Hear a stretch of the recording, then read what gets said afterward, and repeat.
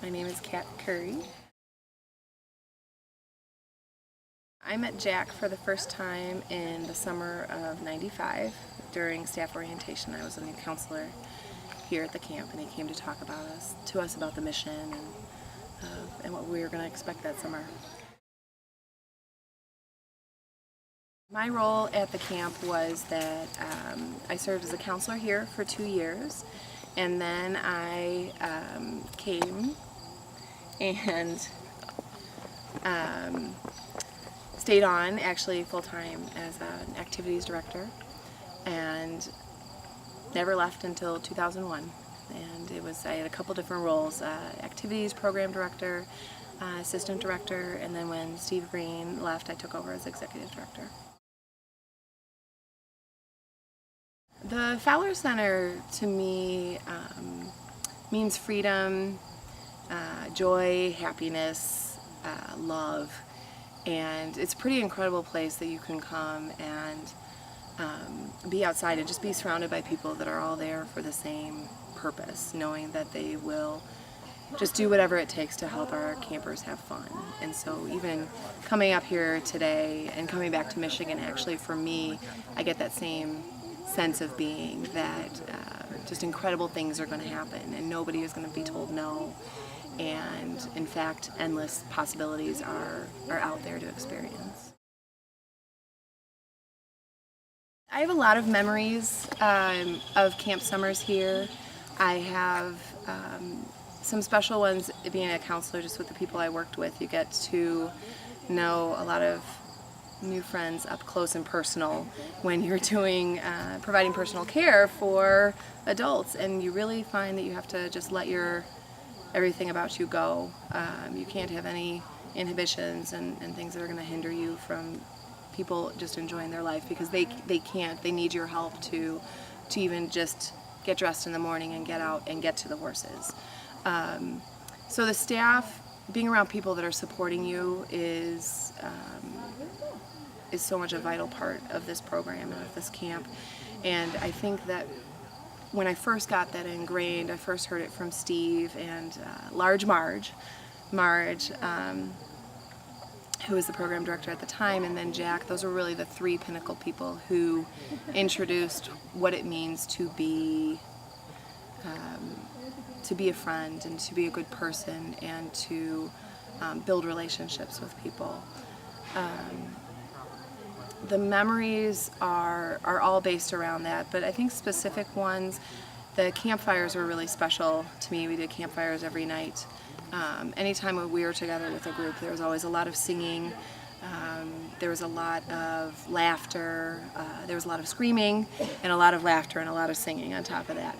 But the campfires, when we're quieting everybody down and then we would end at flagpole, was a time when you would see staff who maybe had been very tired throughout the day. You know, if you're pushing around somebody who's been in a wheelchair and you're getting them down to the horses and then down to the lake and then preparing them for a shower to get to bed.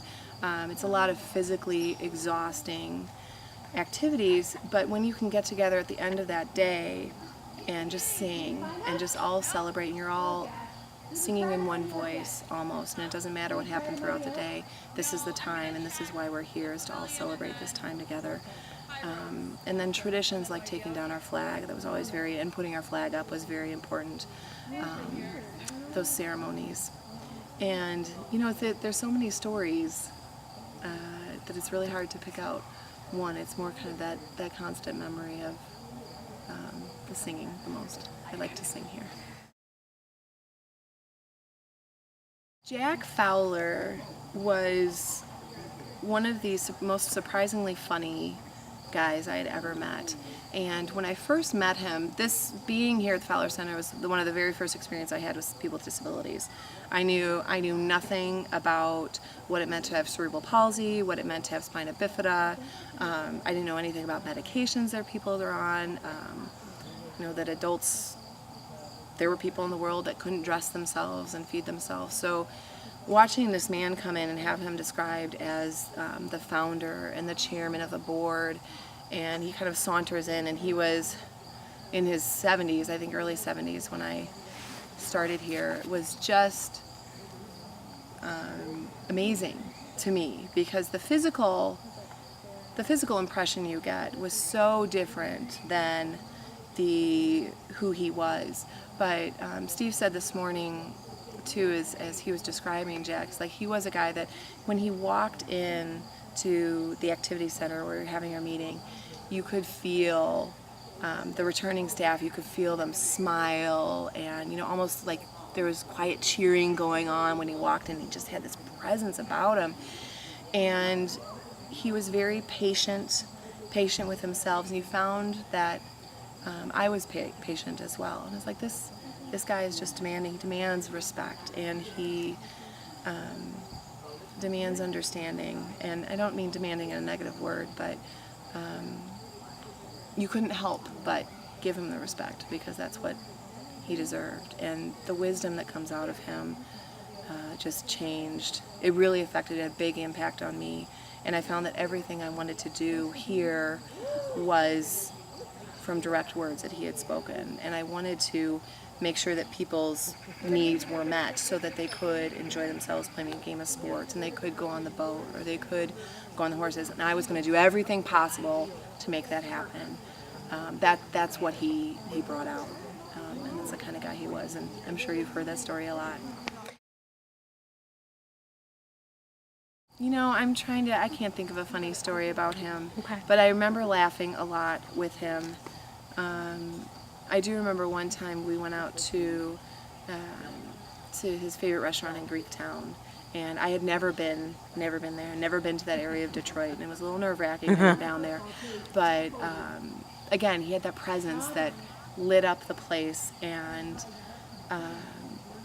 every meal that came, every appetizer that we ordered that came out, it was just like the most incredible thing. You could see that the waiter was enjoying it, and it just we just laughed a lot that whole dinner, and it was pretty amazing.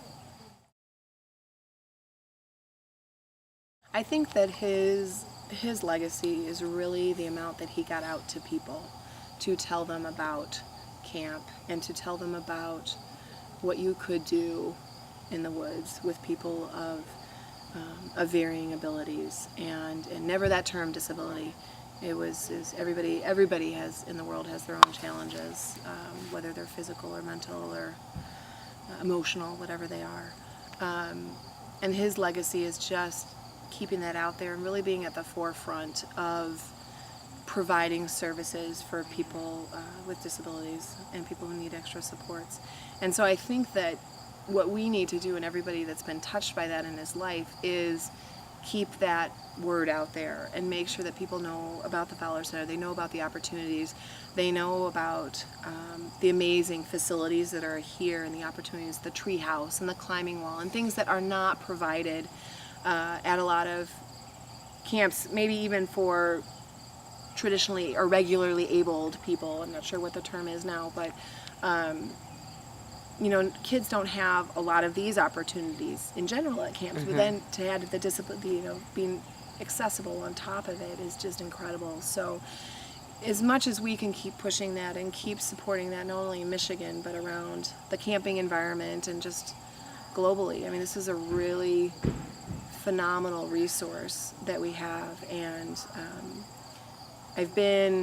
I've stayed connected with camping, and I'm running a camp now, and I always come back to my experience here at the Fowler Center. Gosh, I wish I had 250 acres, and I wish I had horses, and imagine what we could do if we had that, and it's happening here. And so when I tell people about that, and they kind of look at me, funny, like you don't understand. They don't understand. Yeah, it's like, I've been here, it's pretty awesome.